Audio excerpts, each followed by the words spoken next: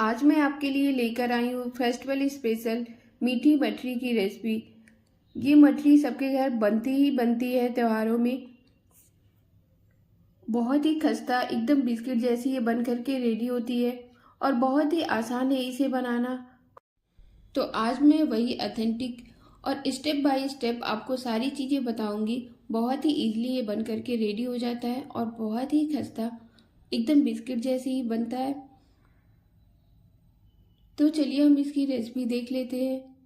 तो इसे बनाने के लिए सबसे पहले हम डो रेडी करते हैं। तो इसके लिए हम मैदा लेंगे। मैंने आधा केजी मैदा लिया है। इसमें 2 कप मैंने सूजी डाला है। अब हम इसमें इलायची पाउडर डालेंगे। थोड़ा सा इसे एकदम कैरमलाइज कलर देने के लिए मैंने इसमें 1 स्पून नमक डाला है और इसमें मैं घी डाल रही हूँ। आपको याद रहे इसे घी में ही बनाना है। घी से क्या होता है कि चीज़ें खस्ता होती है और ऑयल से चीज़ें क्रंची होती है, तो आप घी का यूज करिएगा। एक साथ हम सारे घी को नहीं डालेंगे, थोड़ा थोड़ा करके घी डालेंगे। और आपको याद रहे कि घी को हमें मेल्ट करके ही लेना है और हमें इस तरह से इसे हाथ से मसल मसल के इसका टेक्सचर ऐसा हो जाए, क्रम्बली एकदम हो जाए, तब तक हमें इसे अच्छे से मसलना है। तो सारी चीज़ों को मिक्स कर करके हम अच्छी से इसकी मोइन लगा लेंगे। बिल्कुल इसी तरह से हाथ से मसल मसल करके घी हम थोड़ा थोड़ा करके इसे अच्छी तरह से मसल मसल करके इसकी मोइन लगाएंगे। एक ही साथ घी हमें नहीं डालना है। मोइन के लिए हम घी कितना यूज करें, तो इसके लिए आपको जब इसे अच्छे से आप मसल लेंगे तो आप मुट्ठी में इस तरह से लीजिएगा और इसके ऐसे लड्डू बनाइएगा हल्के हाथ से प्रेस करके। अगर ये इस तरह से बच जा रहा है तो आपका मोइन एकदम परफेक्ट है। जो आपने मोइन इसमें डाला है एकदम सही मात्रा में यूज किया है आपने। तो अच्छे से मोइन करने के बाद से मैं इसमें चीनी डाल रही हूँ। मैं जब भी मट्ठी वगैरह बनाती हूँ तो चीनी को मेल्ट करके या पाउडर नहीं डालती हूँ, इसी तरह से डालती हूँ। ये बहुत ही ज़्यादा इसमें अच्छा लगता है और बहुत ही क्रंची टेस्टी बन करके रेडी होता है।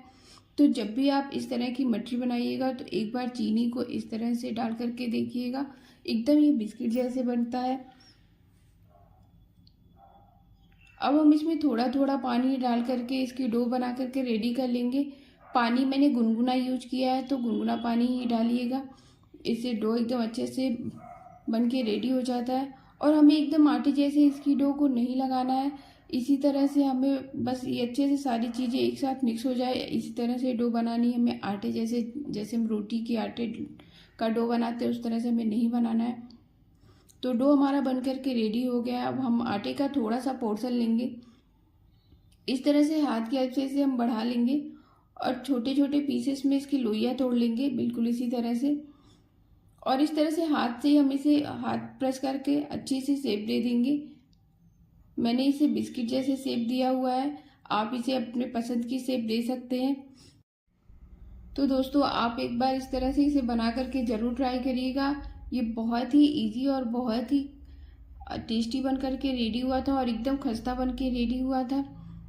डो लगाने के बाद से हमें आटे को रेस्ट के लिए बिल्कुल भी नहीं रखना है। तुरंत हम इस डो लगाने के बाद से इसे बना करके तलेंगे।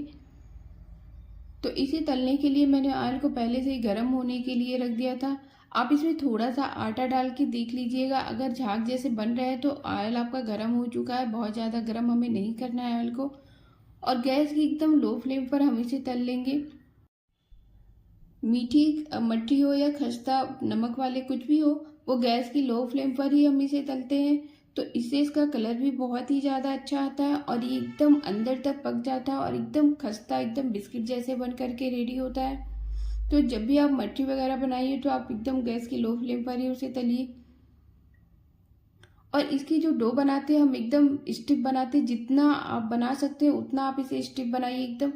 तो इससे क्या होता है कि जब आप इसे ऑयल में डालेंगे मच्छी को तो ये बिखरता नहीं है, फैलता नहीं है और एकदम हार्ड भी नहीं होता, एकदम खस्ता बन के रेडी होता है। तो आटे को आप जितना स्टिफ बना सकते हो उतना स्टिफ इसका डो लगाइए, तो खस्ता जो है एकदम परफेक्ट बनता है। तो आप देख सकते हैं इसका कलर भी बहुत ही ज़्यादा अच्छा आ रहा है। तो फ्रेंड्स आप एक बार इस तरह से इसे ज़रूर बना करके ट्राई करिएगा। और अगर आपको ये रेसिपी अच्छी लगे तो प्लीज़ इसे ज़्यादा से ज़्यादा लाइक और शेयर करिएगा। और अगर आप इस चैनल पर पहली बार आए हैं और चैनल को अभी तक आपने सब्सक्राइब नहीं किया है तो चैनल को प्लीज़ सब्सक्राइब कर ले, साथ ही बेल आइकन को प्रेस करना बिल्कुल भी ना भूले। और वीडियो को एंड तक देखने के बाद से अगर आपको ये वीडियो अच्छी लगी हो तो प्लीज़ इसे हाइप भी करें ज़्यादा से ज़्यादा। तो आप देख सकते हैं एकदम मार्केट जैसा बन करके रेडी हो चुका है। मैंने एक ही डो से दो तरह के शेप इसे दिए हुए थे, दो तरह से बनाए हुए थे। तो एक तो मैंने इसे बिस्किट की तरह से बनाया हुआ था, एक इस तरह से मैंने आटे को अच्छे से हाथ से रोल कर लिया है और छोटी छोटी इसकी लोइयाँ तोड़ लेंगे और इस तरह से हम इसे जैसे बड़ा बनाते हैं ना उस तरह का शेप दिया हुआ था। ये मेरे यहाँ ये वाला सबको बहुत ही ज़्यादा पसंद है, तो जब मैं मीठी मठरी बनाती हूँ तो इस तरह का ज़रूर बनाती हूँ थोड़ा सा।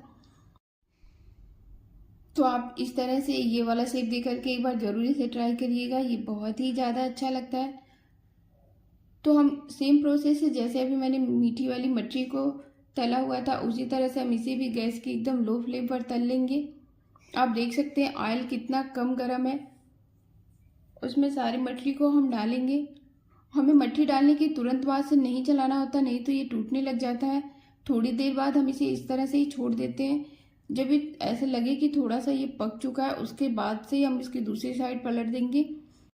अगर आप इसे डालने के बाद से तुरंत उलटने पलटने लग जाएंगे तो ये टूटने लग जाता है और ये ऑयल के साथ एकदम मिक्स होकर बिखर जाता है। तो इस तरह से आपको नहीं करना है। जब ये लगे कि थोड़ा एक साइड पक चुका है तभी आप इसकी दूसरी साइड पलटिएगा। बहुत ही टेस्टी और खस्ता बनती है।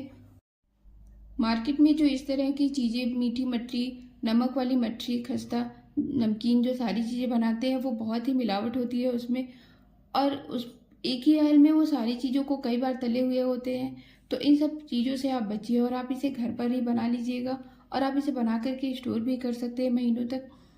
तो बहुत ही कम टाइम में और एकदम क्रिस्पी और एकदम शुद्ध बन करके ये रेडी हुआ है। तो आप इसे इस तरह से बना करके ज़रूर ट्राई करिएगा। आप देख सकते हैं ये कितना खस्ता बन करके रेडी हुआ है। तो वीडियो अच्छी लगे तो प्लीज़ हमें कमेंट करके ज़रूर बताइएगा। मिलते हैं नई रेसिपी के साथ।